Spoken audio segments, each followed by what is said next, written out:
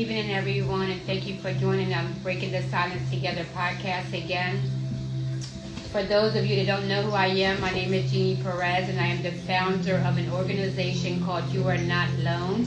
And what the organization does and helps others is with mental illness, addiction, any type of addiction.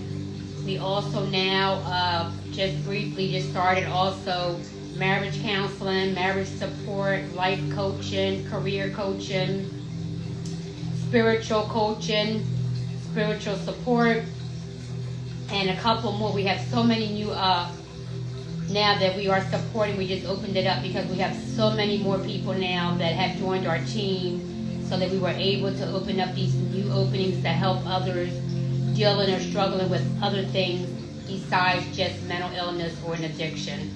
If you want to know, just go onto my website, www.you'renotalone.online, so that you can go through the whole list, because we added so many. I'm just naming just a few of over maybe 20 that have just been added to our organization.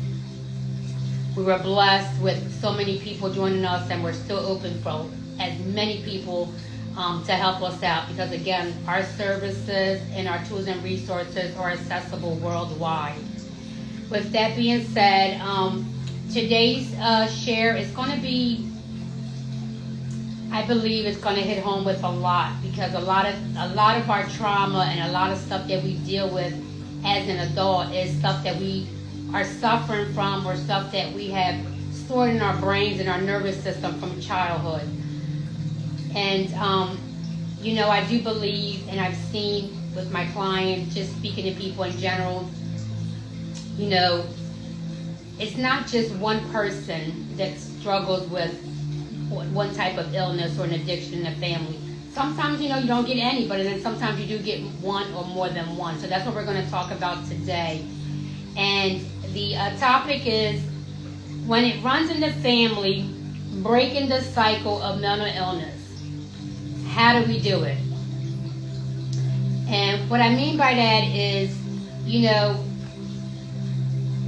mental illness and addiction, they show up differently. For every person, it's different.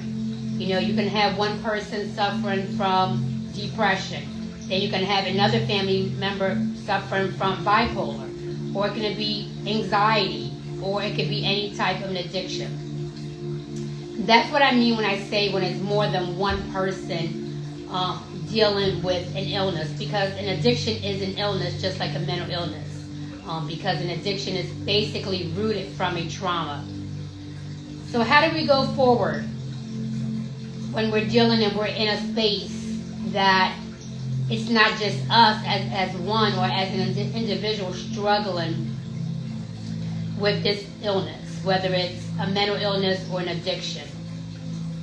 And, I had a talk with someone before I did it, because I always try to get different insights from different people before I come on and share a topic with worldwide, because I always want to try to give as much brief information that I can within a little bit of time that I'm on this live, that I am on this podcast.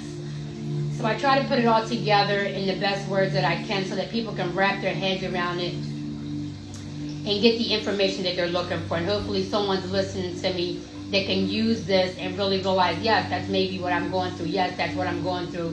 Or maybe that's what someone else that I know is going through, and maybe I can bring this up to them or share this information with them, and going forward, maybe they can get the help that they need. Because that's really our goal when I do my podcasts and my organization. Really the goal is to share insight with individuals that need to hear this. So hopefully this will really just give them that spike, that energy that they need, that confidence that they need to say, yes, it's me, I need help, how can I get it?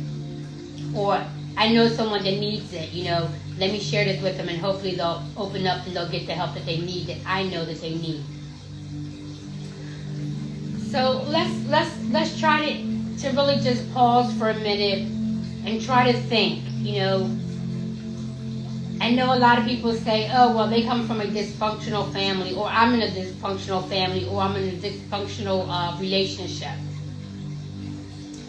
To me, the word dysfunctional just means really survival. That's my definition of dysfunctional is survival, because I think that growing up and just everyone using that word so freely, I really think that people just learn to cope with the dysfunctional word as a coping mechanism, a coping skill. You know, to say, oh, well, yeah, my family's just dysfunctional, or this relationship that I'm in is just dysfunctional, but that's okay. I'll get through it. It's a survival mode. You know, you already noticing there's a problem, but you're just using the word dysfunctional because you're already in survival mode. And when there's more than just one person dealing with, you know, whether it's a mental illness or an addiction, because again, remember, an addiction is an illness. But you are in the same space, you know, whether it's while you were growing up, maybe you and your sibling, or maybe your sibling and a parent or a grandparent had mental illness, whether it was an addiction or an actual mental illness. And it was hard, you know, because you have to figure out, you know, everyone is dealing with this pain, this trauma of this illness, and no one is being able to help the other one, because each one is trying to help themselves within their isolation. They're trying to figure it out for themselves. They're in so much pain. Everyone is in so much pain that they really can't come up for air and help one another to get the help that they need. So how do we do it? You know, and that's the big question from a lot of people when they come to see me, or I've heard from other, you know, leaders when they talk to their clients, or they just talk to briefly to people, you know, how do they do it?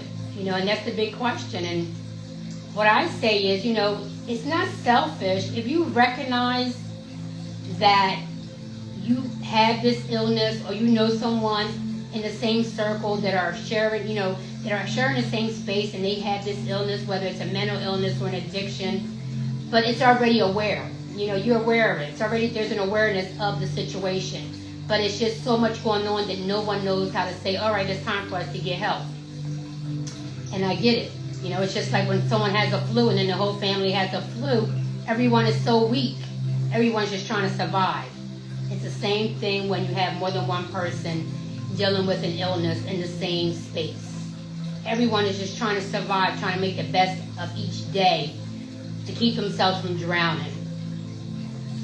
And I say to those who are being caregivers and they're seeing this, I applaud you, because I know it's hard. And I say to the ones that are actually dealing with this, and you're in that space dealing with someone else, and you know that you are both dealing with this, but you are just trying to survive, I applaud you, because I know it's hard. So my little advice to you is, because like I said, everyone's space is different, everyone's situation is different. But what I've seen from clients and people that I've talked to, you know, a lot of them say, well, I felt like I was selfish, or I just felt guilty just knowing that I needed the help. But my mom didn't want to get hers, or my brother or my sister didn't want to get hers, or my partner didn't want to get help. But I wanted to get help because I was already aware of my situation, and I didn't want to live like this anymore. And I said, well, why did you feel like you were being selfish? And he said, well, because I felt as though I wanted to do the big step. I wanted to make the first step. No one else wanted to do it, you know, and I really wanted to get the help. I didn't want to continue living like that, you know. It was like every day was a battle about something, you know. It was just so dysfunctional. He just kept using the word dysfunctional. And I said, well, the word dysfunctional to me is just survival. So you mean that everybody was just in survival mode every day, trying to do what they needed to do to survive to get to the next day? And he said, yeah, pretty much. That's what we were all doing. Besides, you know, arguing and really just not getting along, and everyone just wasn't connecting. Everybody was just isolated on their own situation. And he said, but I got to a point where I just didn't want to do that no more. And it was so painful just to see, you know, this going on in my home. It was just so painful because we all knew that there was a problem, but no one wanted to really do anything about it. Everybody was just so weak, and so it was taking so much energy from everyone that everybody was just so tired. basically almost giving up on each other because they felt as though there was nothing else they could do. This was just part of their life. This is something that they had to deal with, and they just had to move forward, just dealing with this every day the best way that they could. And as he got older, he said that he didn't want that. He didn't want that. He didn't want to go away from that space, take it into another space, and felt as though he had to stay like that, isolated. So, he was still young, so he had told his parent, he had told his mom, he said that he wanted to talk to somebody who just was tired of it, and he wanted some kind of help. He wasn't sure what type of help he needed, but he knew that he needed some type of help because he was young. But he just knew that he wanted to talk to somebody besides just talking to his parent. He wanted to talk to somebody else that he can really just express everything that he was feeling within himself. And he said that at that time, because of everything going on, because it actually was his parent that was also suffering from a mental illness, but it wasn't a mental illness, it was actually an addiction. So he was suffering with depression, and his parent was suffering with an addiction. And he said because of her addiction, she would say, okay, I'm going to get you help, and then she wouldn't. She would just put it off. And eventually he had spoke to another person, and the other person said, well, we can't get you help unless your parent signs off because you're underage. So eventually he got the paperwork over to his mom. His mom eventually signed off on it, and he went into counseling by himself, and then eventually he went into family counseling, which he brought his mom into it. But before she could do that in a healthy way, they all knew that she would need to get some kind of recovery treatment first so that she can go into this family counseling with them, and then everyone can heal together healthy. But he said it was just so hard for him to even get to that spot of getting the help that he needed, asking for the help, because he just felt as though he thought that it was going to bring a disconnection from him and his mom, even though there was already a disconnection because, like I said, she had an addiction and he was already suffering from mental illness, and there was an isolation. She was never really around. He was home alone a lot. And he said whenever she was around, he would try to bring it up to her because he really wanted to help. And he didn't want to continue hurting himself because that's what he was doing. And his parents just felt as though it was a stage of life that he was going through. He would be okay. You'll be okay. Don't worry about it. This is just something you're going through. You'll get through it. And he said he just was tired of it. He knew that he was not going to get through it because of all the thoughts that were going through his mind. The things that he was feeling within him, he knew that he needed something more than just talking to his mom. And eventually, his mom did take the steps that they needed so they can go ahead and get counseling and therapy and get on a plan together so they can both get healthy. But before he was even in that journey with his mom, he said it was just so hard, because he felt as though he was being almost alone again, because he was getting help. He was talking to someone, but his mom was still on her and her every day of her addiction. And eventually he went to go live with his grandma, so his mom was home alone. And eventually, I believe, I don't know how long from there, he didn't tell me, but eventually she got on track, got her recovery, and then they went into together to see the therapist. And I believe he says now it's about 7 years that his mom's been clean, about 7 years. And he's been going to, now he sees his therapist every other month, but he does some other things within that time to keep him going and continue to be healthy in his journey with the mental illness. But the reason why I wanted to share that today was because I know for anyone that's listening that maybe is going through this or went through this, and I just want you to know that it's not a weakness to ask for help. It's not being selfish by, just saying, hey, it's me and I really do need help. Can I please get some help? Help me get the help. No.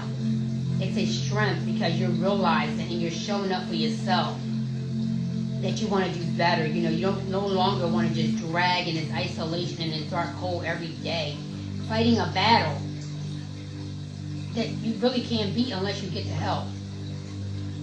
You know, and when you're standing up for yourself and really saying, I need the help, regardless of your, you know, your situation, your space, you know, there's more than one person dealing with the mental illness or just an illness of an addiction, and you're standing up for yourself and you're pulling yourself out of that dynamic, that's a strength.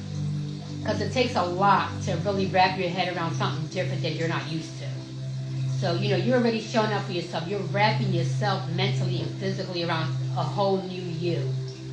And that's really, really a good thing. That's really a big strength. It's not being guilty, feeling guilty. It's not being selfish. You know, it's showing up for yourself and you want to do better. And that's really important that we love ourselves unconditionally, where we'll stand up for ourselves and we get the help that we need regardless of our situation. And eventually, you know, if it is someone in your circle or someone at home with you, and eventually when they're ready, you'll get them, put them on the same journey with you so you both can heal healthy. But, you know, it's like I always say, if someone else that you notice close to you or lives with you or is part of your family, but they don't want to join this journey with you, do the journey anyway. They will catch up if it's meant to be. Because you can't force someone to get help, whether it's for a mental illness or an addiction. You can't force that on them because they're not going to recover healthy. They're not going to heal healthy because it's something that they didn't want. It was pushed onto them. So you go ahead and get the help that you need. They will catch up to you when they're ready. And when they do, then you all can heal healthy. But don't put yourself off because someone else is not ready. If you're ready, make sure you get the help that you need, whether it's for a mental illness or an addiction. If you're ready, do what you need to do. Show up for yourself and get the help that you need for yourself. Do not brush anything off that's going to be for your well-being for someone else. Remember, it's your life at your time. You know, we live life at our terms. And we can't live our life through someone else, just like someone else can't live their life through us. So, and time doesn't wait for no one. So if you're ready now, make sure you get the help now. And if you know someone else out there that you believe that they're ready, try to push it onto them to go ahead and get help. Don't force them. If you think they are ready, talk to them and get them to get the help that they need. But you can't push it on them. You know, it's hard to say, you know, well, I'm not going to worry about so-and-so, you know, a loved one, because I'm going to do this on my own. I need the help, and I get it. You know, you probably feel as though you're leaving that person behind, or you feel as though you're going to do better, but they're still messed up. And I get it. We're human beings. That's just natural for us to feel those emotions because we care. But at the same time, we got to realize that we got to do what we need to do for ourselves. We need to get healthy so that we can go ahead and be there for someone else. We can't take care of someone else or love someone else if we can't take care of ourselves or love ourselves first. We have to make sure we're healthy so that we can make sure our loved ones are just as healthy as also. You know, we can't help someone else to get healthy if we're not healthy. You know, you'll be falling through the gaps. So it's really important to just really, you know, go with your gut feeling. Go with what you feel within yourself. Take a pause and talk to yourself. And if you're ready, make the move and get yourself some help. Because every day by the second, we're losing beautiful souls to the mental illness. We're losing beautiful souls to the addiction. And we're losing beautiful relationships, you know? Just for simple things that we can try to fix, you know, whether it's a relationship that needs support, you know, or coaching, whether it's a marriage that needs support and coaching. We have so much going on in this world, you know, or just spiritual, you know, people just losing their touch of their journey because we're putting ourselves off for somebody else, or we're not just trying to connect more or care more to ask more questions, or just really listen to one another and try to work it out. Sometimes we just brushing them things off, and they're really important. And just by the second, things are just happening to all of us because we're not pausing and really trying to connect with one another, trying to connect with your loved ones, trying to really, if you know someone that's dealing with a mental illness, check up on them, give them a call. I know everybody wants to be texting, but anybody can text you anything, but you got to really see their face, see how they look. Texting is not going to tell you if someone's about to take their life, because they can answer you back and say whatever they think you want to hear. But if you see someone's face, and if they're your loved ones, you're going to know, you're going to feel it, that something is wrong. Take the extra step. FaceTime them or go knock on their door, go see them in person. Like I said, anybody can text anything. You'll never get the reality or the truth behind a text. But you'll always get the truth out of somebody's face. The eyes. If you know them, you will know.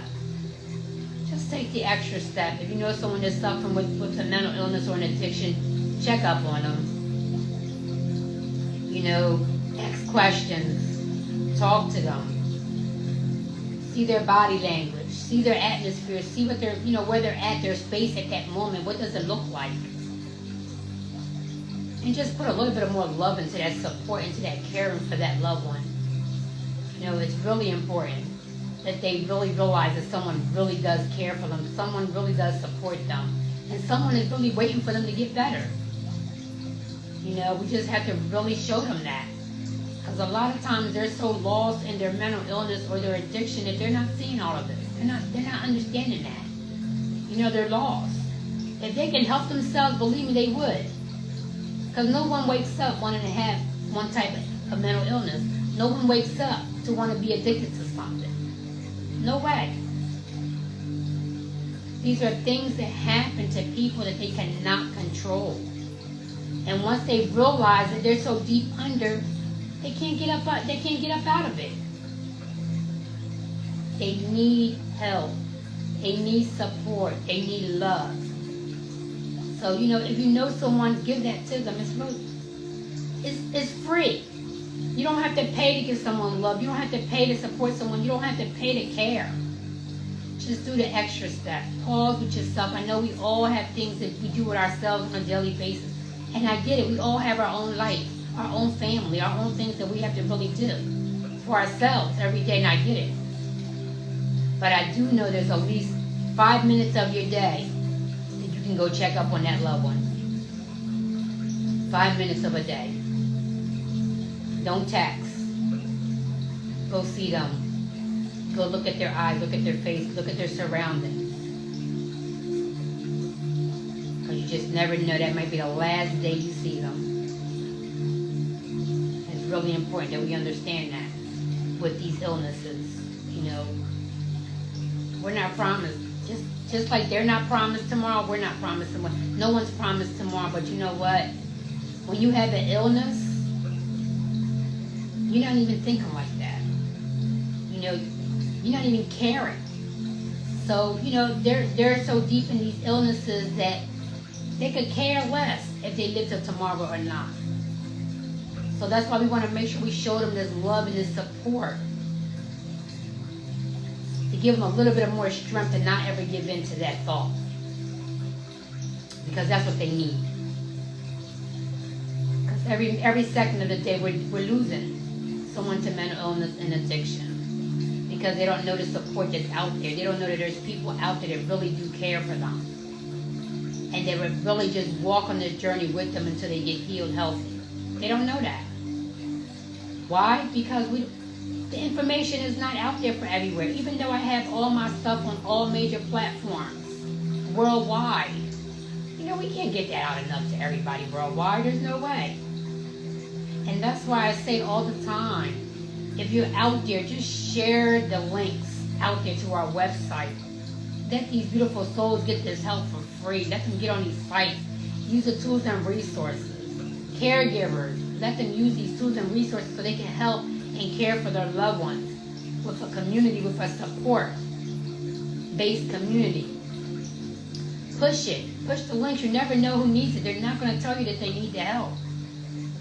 Even though they're going to take that, what you just sent them, they're going to go on our website, or they're going to listen to our podcast, but they're not going to tell you. But it's okay. It's a win because they're doing what they need to do regardless if they tell you that they're suffering or not.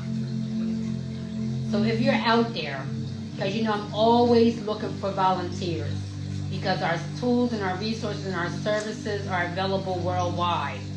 So it doesn't matter where you're sitting at right now on the map, you're able to help me. Not me, because it's not about me. You're able to help us, my organization, to help these beautiful souls get the help that they need. So if you're a licensed therapist, a licensed counselor, a licensed marriage, life coach, spiritual, reach out to us. Let's make this happen even stronger than what I'm already doing. Let's make this bigger than what it already is. Let's reach a broader map. Let's reach it. I'm hitting the whole map.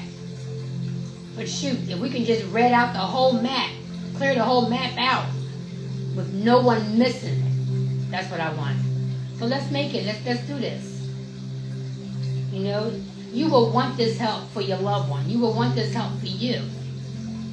So let's push it on to everyone else. They're just as important as we are. They're just as important as our loved ones. There's someone else's loved ones. There's someone else's important, But let's all put it together. We're all as one.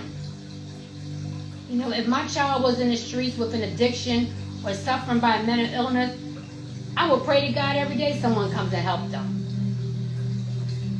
And I'm sure you feel the same way. So let's do this for someone else's loved one. Let's save their loved one. Let's help them. I know a lot of people are always saying, well, I don't have the time, or, that's not my problem, that's their problem. And I get it. Everyone can feel whichever way they want to feel. I'm only asking you to volunteer or come on if this is something that you really want to do. I don't want no one out there talking negative about I have my own. I get it. You don't even need to be watching my podcast if this is something that doesn't really interest you. You can actually just log off. What I'm saying today is I'm not saying that everyone should volunteer. Not everyone should be worrying about mental illness or an addiction or any kind of illness. That's not what I'm saying. What I'm saying is if your heart is in it, and if this is something that you really care about, if you support this cause, join us. You support this cause and this podcast is for you. If you don't support this cause, then this podcast is not for you, because I'm not going to talk about anything else on my podcast if it doesn't have to do about mental illness and addiction, marriage, relationship, life coaching, career coaching, or spirituality. I'm not talking about nothing else, because nothing else is my concern right now. My organization was built to help individuals with these situations. This podcast was launched to help people with these situations. But if you are listening and this is something that you support, push it along. Let's help that next person that really needs our help. It's really important that we just come together and just try to help as much as we can. We just can't leave it out there and thinking they're going to get the help. And I know that we can't help everyone, and I get it. And I know a lot of people are going to go without any type of help, not even from their community. And if you think that this is something that your community can really benefit from, please reach out to us. We'll send you the information that you need so you can go ahead and do an event in your community, or even run something like this. Collaborate with us, but run it in your community from part of our organization. But we'll just collaborate and give you all the information, tools and resources so that you can run it in your base community, supporting your community with our services. Please let us know. We're already doing this in several communities. So if your community is one also that can benefit from launching an organization like this, please reach out to us. I am licensed worldwide, so I can go ahead and collaborate with you and have you run our organization in your community through our license. So please reach out to us.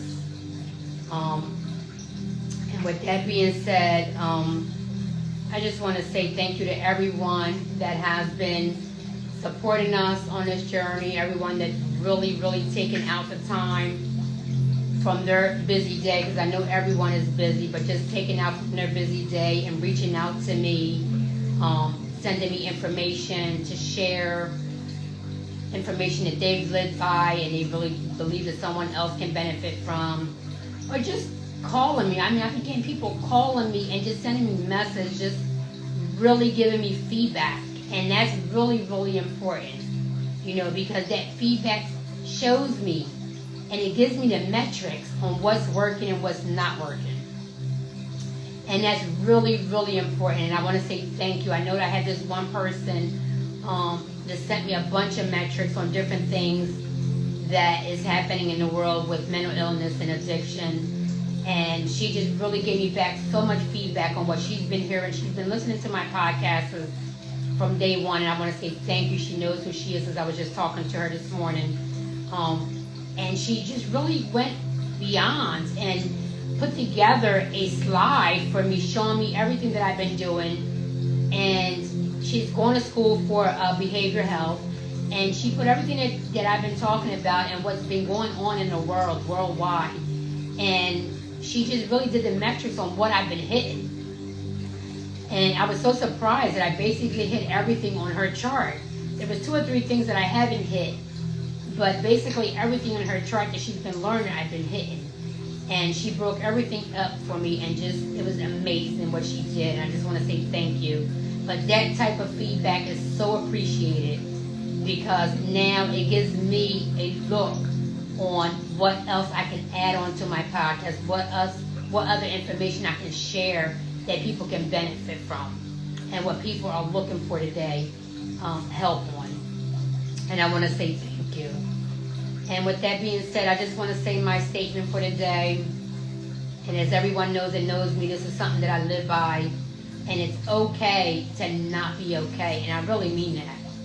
Regardless of how some ignorant people might make you feel, it's okay to not be okay, because there is no norm. But what's not okay is for you or anyone to ever think that they have to live in silence, in the dark, ever. That's not acceptable. Until next time, please take care of yourself and your loved ones.